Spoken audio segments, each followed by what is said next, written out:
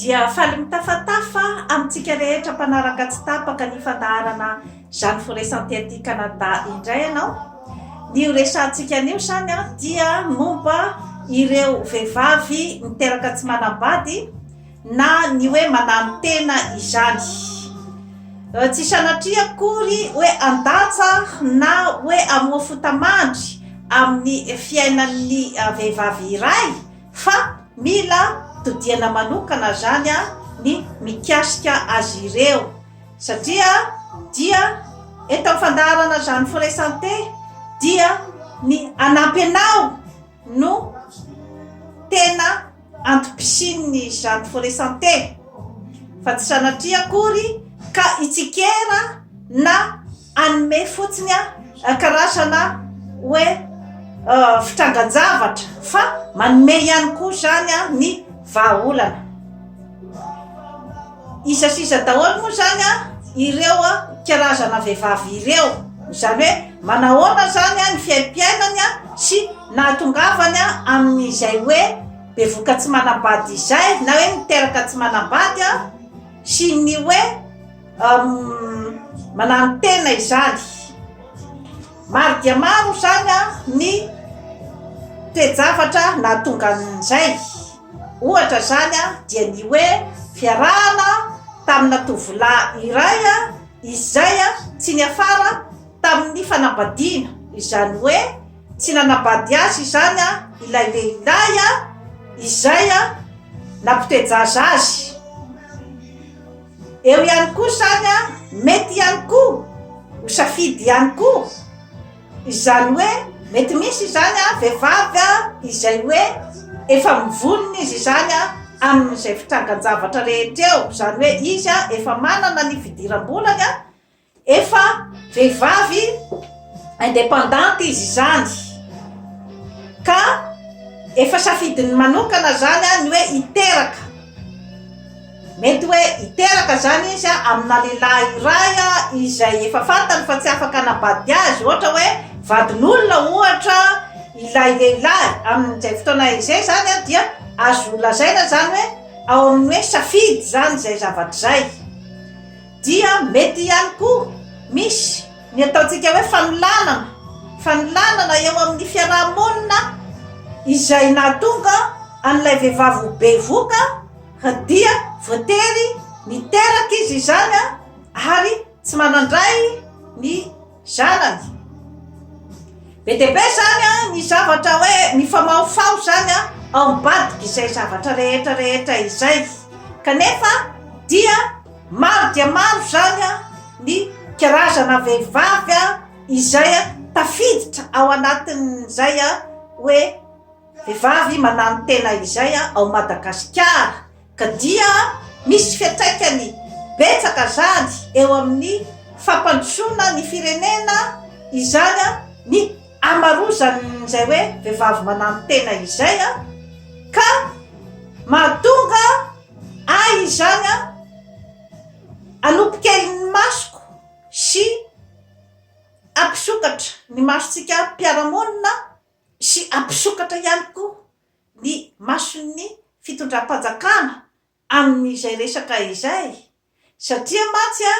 dia ilay hoe fahamarozan'ny olona marofo ara-toekarena sy marofo ara-toetsaina, marofo ara-pahasalamana, ara-batana. Ny fahamarozan'izay karazan'olona zay zany dia vao mainka isan'ny mampihitsoka ny firenena, satria raha ohatra ka maromaro ny vehivavy izay tsisy mpiay kanefa dia mitaiza zaza maromaro ohatra izay tsy misy ray ary tsy misy fidiram-bola manokana, io vehivavy io tsy misy fidiram-bola izay hoe mafonjafonja kokoa zany raha par rapport amin'ny zaza izay velominy, dia mazava ho azy fa mety ahatonga ny fahatrana magitsikitsika zany zavatra rehetrarehetra izany, satria ireo ankizy rehetrarehetra ireo dia ankizy tokony ho velomina ara-dalàna, ankizy tokony alefa ny ampianarana ankizy tokony ihinana tsara itafy kanefa nohon'izay hoe tsisy mpiay izay a dia mety hitarika hatrany amin'ny ataontsika zaza maniny na ny délinquance izany a izay toe-javatra izay ka any zany a no tsara hijerevana azy a bebe kokoa zany. Idirako zany a ny eo amin'ny hoe toe-tsaina vehivavy. Efa niteneniko teto foana ny hoe manatsafidy isika vehivavy eo amin'ny fiainana ary tokony zany a andray ny andraikitra sy ny responsabilité izany hoe rehefa nandray karazana fanapahan-kevitra ohatran'izao dia inona no mety ho vokatr'izay zavatra zay ka andehanantsika amin'ny atsipiriany zany ny hoe toe-tsainao vehivavy iray. Marina fa hoe ny vehivavy rehetrarehetra dia manofinofy an'izany atao hoe fanambadiana izany daholo, manofinofy ny hoe mba ho tiavina lehilahy iray, manofinofy an'izany hoe tokantrano sambatra. Miainga eo foana matsy izany a ny zavatra rehetrarehetra kanefa ao anatin'izay hoe nofinofy izay a ry tovovavy a dia maro dia maro nefany a no zavatra mety hitranga zany ao anatin'izay hoe nofinofinao izay satria mety misy anararaotra izay nofinofinao izay ka hampamirapiratra eo masonao zany a ny zavatra izay tadiavinao. Mety isy izany a ny fampanantenana pokaty izay ataonao mba hambabona ny fonao. Izay zavatra izay zany a dia tokony ampidiritsika tovovavy rehetra izany a ao anatin'ny saitsika hoe izay karazana toe-panahy sy nofinofy izay anie dia ianao ihany no tokony hieritreritra ny hoe fomba ahoana no anataterahanao amin'izay nofinofinao izay. Idirany betsaka aloha zany a ny hoe resaka vitana sy anjara eo amin'ny fitiavana. Tsisy afaka izay tompoteny fantatra fa de hoe mahay mandrindran'io ary hoe mahay miregle an'io zany isika vehivavy. Esoriko zany a izay a zavatra izay satria hoe ny olombelona koa samy manana ihany koa ny safidiny, samy manana ihany koa ny olona ny lehilahy azoazony, samy manana ihany koa ny hoe mba ohatran'izao zany a no tiako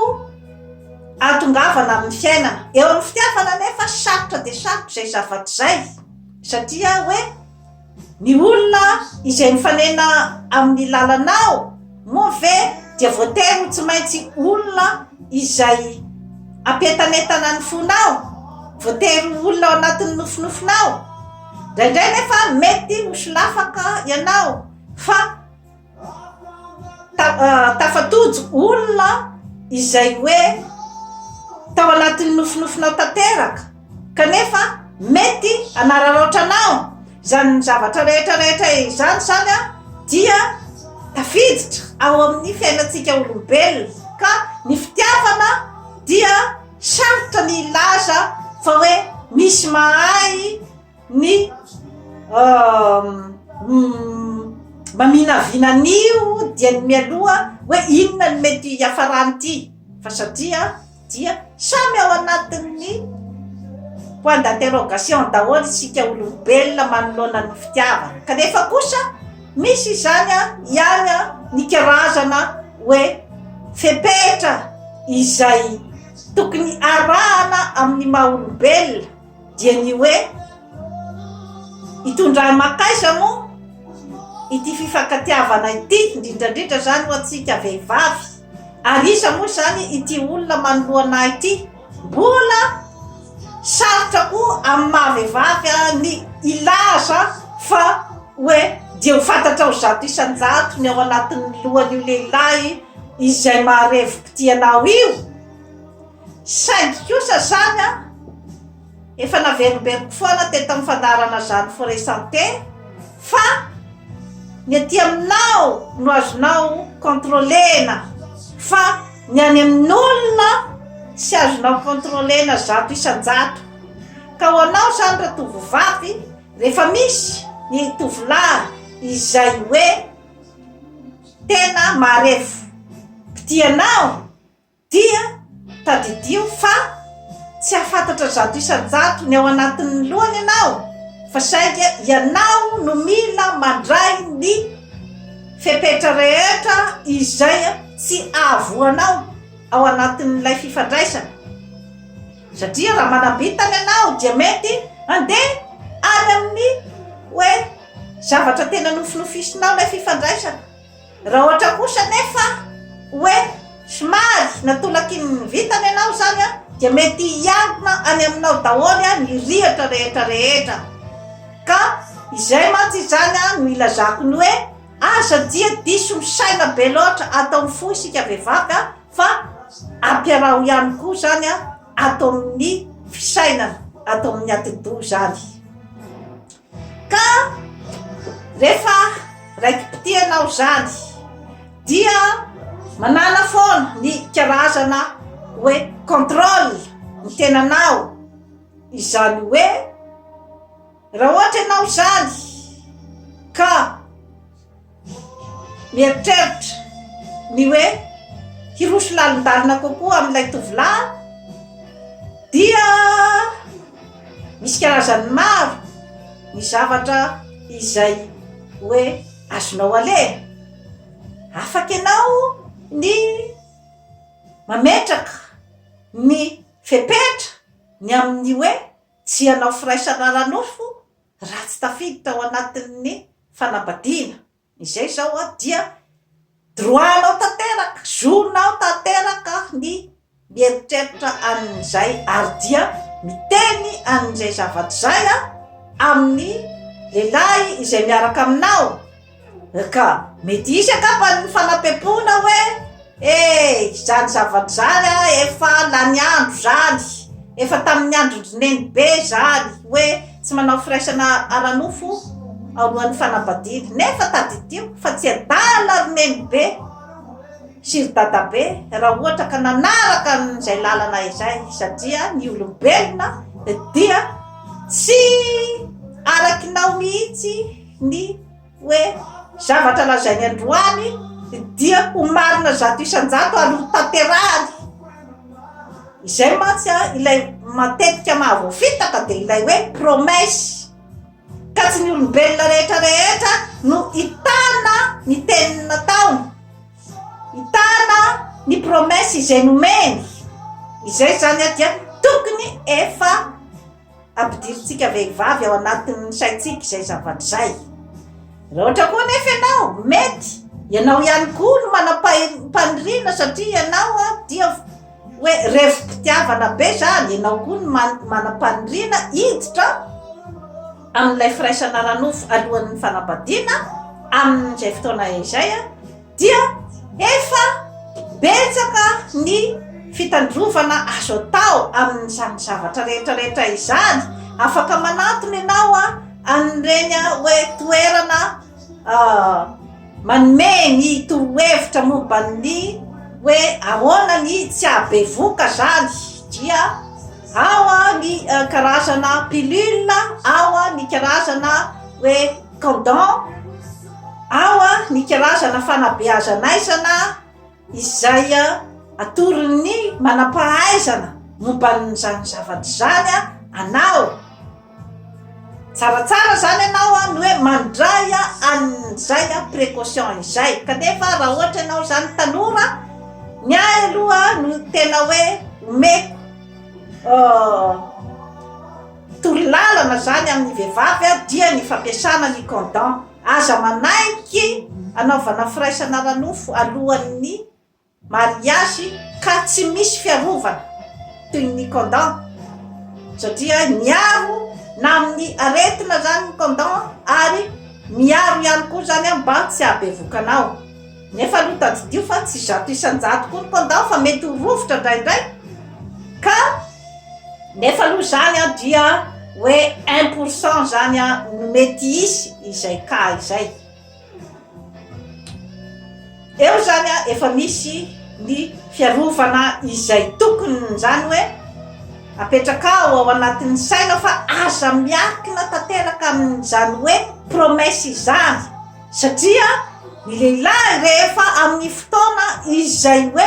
manam-pamirina tanteraka izy izany dia anao firaisana ranofo aminao vehivavy a dia afaka manao an'ity karazana fampanantenana rehetrarehetra ity mba azahoany ny zavatra izay tadiaviny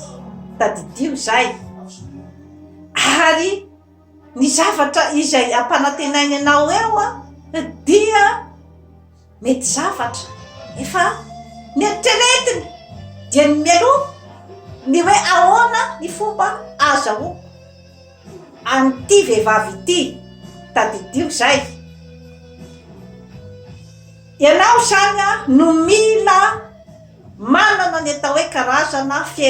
fermeté izany hoe hentitra ianao zany a manoloana an'ilay fiarahana fa satria maro dia maro zany a ny sodokan'izay hoe karazana fampanantenana izay kanefa dia tadidio fa ny fampanantenana tsy nisy soratra, tsy nisy contrat, tsy nisy zavatra ny fanaovana eto ambonin'ny tany dia azo dikaina daholy. Tadidio zay a ry tovovavy satria miandrona ny aminao mikitra rehefa avy eo. Mety koa ngamba ianao hoe tao anatin'ny fahatrana, tao anatin'ny fitadiavana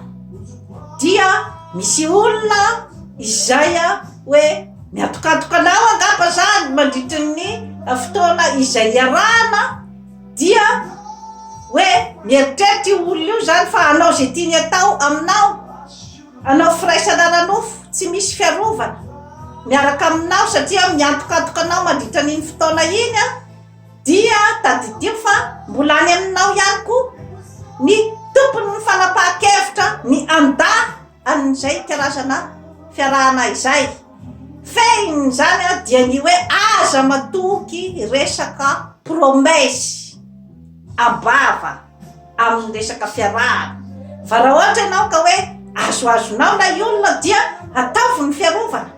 mba sy ampitondrakitra anao satria raha ohatra ka mitondrakitra anao ka tsy misy contrat, tsy misy ininona ny fanaovana toy ny fisoratana na ny mariage dia tadidio fa ianao irery zany a no itondra sy ibaby ny vokatr'izay fiarahana izay. Ianao irery no hitaiza zaza kanefa raha ohatra ka ao anatin'ny fahatrana mangitsikitsoka dia mety hiteraka hanana zaza izay a hilona ao anatin'ny fahatrana koa ianao ary dia hiodikodina ao amin'ny génération izany fahatrana magitsikitsika izany a ka saikely ry tovovavy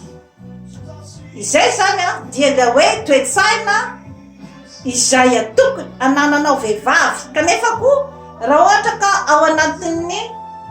tsy fahalalana koa nefa ianao vehivavy izany amin'izay zavatra rehetrarehetra izay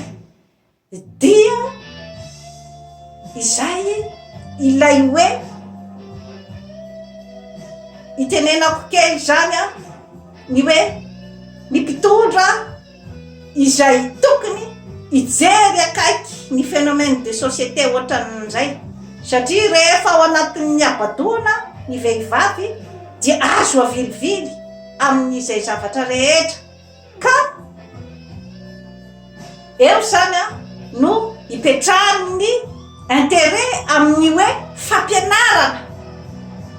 fampianarana ny zaza malagasy rehetrarehetra ary dia fampidirana ihany koa any ampianarana ny atao hoe éducation sexuelle mba hafantaran'ny tovovavy hoe rehefa mandeha amin'ny zavatra ohatran'izao izy amin'ny firaisana ranofo dia rehefa tsy misy ny fiarovana dia bevoka. Izany zavatra rehetra izany zany dia tokony hampidirina daholo ao anatin'ny ataontsika fanabeazana ny tontolo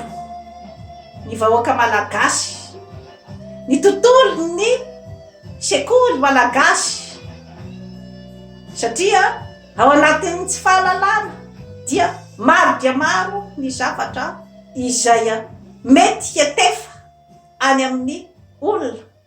izay tsy mahalala ka mety hahatonga ny fiainany izany hitotongana sy andeha any amin'ny rihatra. Mitodika amin'ny vahoaka malagasy ny tenako izay sarisary ny fiainan'ny vehivavy iray, phénomène de société, dia mitovy ihany amin'ny saritsarin'ny fiainana amin'ny endriny rehetrarehetra. Ka ny vahoaka malagasy ny akamaroany zany dia mbola ao anatin'izay hoe vehivavy fitapitana ampiterana kanefa tsy vadina izay, satria mino dia mino ny fampanantenana, mino dia mino fa ny olona dia hanatanteraka ny zavatra lazainy. Mbola misy aloha zany ny hoe olona ao amin'ny fiarahamonina mbola mitazona an'izay hoe teny nomena izay, fa maro ihany koa ny efa mampiasa an'izay hoe fitokisan'ny olona azy izay mba hamadihana ny olona. Ka mitandrema ny vahoaka malagasy satria rehefa mba hoe miteraka tsy manambady ianao androany dia mba tokony efa mba hieritreritra hoe mila mitandrina aho zany amin'ny manaraka, satria ny mpanararaotra dia tsy tia lalan'izany hoe atraisa moa zany no mety hianjeranao, fa ny fantany dia ny plezirany sy ny zavatra notadiaviny tao aminao. Tandremo sao dia hoe mifanaritarika amin'ny lehilahy iray izay na bevoka tsy manambady anao androany, mety angamba izy izany mbola tsy nanambady anao fa efa niterahany anao, dia ho taitaitra indray zany fa efa misy mikitikitika indray any ambadika izay hoe iny angamba mba mety hiaro ahy bebe kokoa, iny angamba mba mety hanambady ahy, kanefa tadidio fa mety hitovy ihany amin'ny lehilahy izay mampiteraka anao tsy manambady amin'izao fotoana izao, ary mety mbola pira ara ny mety anaovany anao. Tsaratsara ngamba ny manambitamby an'ilay lehilahy izay hoe mbola miaraka aminao amin'izao fotoana izao, ny amin'ny hoe maninona moa tsika dada raha mba miditra amin'ny fisoratana mba hanandray ity zaza ity, mba hisy mpiahy ity zaza ity, ary mba hoavin'ity zaza ity any aorina. Fa ny hoe mendimendy fa efa misy pikitikitika koa ny ambadika ka tsy haka précaution hoe inona zany ny précaution avy ety amiko, fa mbola hanaiky ihany koa ny ampiterahany tsy manambady, dia avy eo koa izy mitsoka dia zaza firy zany no hotaizainao ao, zaza tsy manandray, dia ianao ihany no amelona an'ireo zaza rehetrarehetra ireo ry tovovavy mieritrereta. Ka inona no tiako ho tenenina ny amin'ny hoe filazana amin'ny lehilahy izay miaraka aminao, fiexigena aminy ny fisoratam-panambadiana, io ilay rafitra izay teniteneniko foana amin'ny vahoaka malagasy, indrindrandrindra zany dia ny vahoaka any amin'ny faritra izay hoe adiny foana rehefa aorian'ny nanaovana ny karazana fampanantenana rehetrarehetra dia mendimendy ny hametraka filoha vaovao hafa koa fa mba manantena fa io angambany mba hijery antsika ty amin'ny faritra tandremo fa rehefa hoe mba voanao teraka tsy manabady ianao androany dia rapitso aza manaiky itsony raha fakapitso hoe tsy maintsy miditra amin'ny mariage isika sitrany aya mba misy piainy ny zaza sitrany aya mba misy ny pension alimentaire ary ny zava-dehibe koa zany ho anao vehivavy dia ny mianara misondrota mba hanana ny indépendancenao izay no hoe décentralisation effective izay averimberiko tokony angatahany faritra fa tsy anaiky ny apiterahan'olona tsy misy contrat tsy misy fisoratam-panambadiana tsy misy mariage dia promesse foana no ataony anao dia zazafiry no terakinao ao ry faritra zaza izay tsy misy piay trafikena mahery nomeko eto ambava homana ampomeritreritra mendimendy ianao zao am'izao ry faritra fa hoesorona ny président amin'izao fotoana izao ka hosoloana hafa indray izay amerina ihany koa izay tsy fijerevana anao zay tadidio tsara mihitsy fa rehefa zavatra tsy nisy contrat ny fanaovana tsy nisy rafitra napetraka dia azo ivadiana tsara ny vava izay nanome fampanantenana ary dia afaka manao fampanantenana pokaty izay rehetra tongeo ho anao raha ohatra ianao ka tsy mijery an'izay hoe inona moa zany ny rafitra ifampitondrana eto ary mba antegna any amin'ny taranako any aorina ny tombotsoa rehetrarehetra satria rehefa tsy mametraka an'izay ianao fa hoe vava misokatra promesse zany izay no andrasanao amin'izay rehetra filoham-pirenena tonga eo apetrakao eo dia tadidio fa ny teo ihany ny teo ary dia hiahahatra hatrany ny vahoakany amin'ny faritra teny mbola omeko amin'ny mpitiavana atsika rehetra any amin'ny faritra mieritrereta alohan'ny anao zavatra dia toy izay indray tompoko lasy tompoko vavy no azona tolotra anao anio manao abonnement amin'izany forêt santé ty Canada fa anatsara ny fiainanao veloma tompoko